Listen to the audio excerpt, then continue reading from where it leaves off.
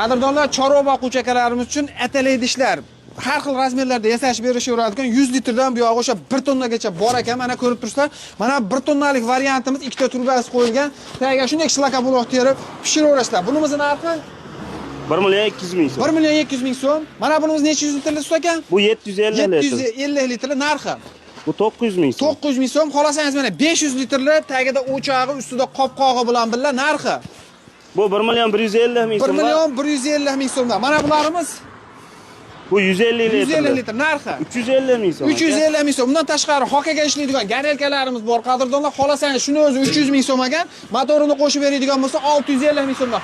Hokani solasiz, shunday qilib tashlab qo'ysangiz, yonib xudo xolasa 2 soatda shu 500 litrni bemalol qaynatib beraveradi. Bundan tashqari qadrdonlar, bu yerda o'sha aytib o'tganimizdek, siz xohlagan razmerda ham akalarimiz yasashib berishaveradi. Mana bu zakaz ekan qadrdonlar. Opshi 500 litr. Bu yerda atalab pishadi ekan. Bu yerda esa suv qaynatadi ekan. Narxi ustaga bunimiz 1.200.000 so'mga 1.200.000 so'mdan. Undan tashqari qadrdonlar o'sha aytib o'tganimiz 8 tonnagacha idishlar tayyorlashib berishaveradi konteynerda listlar.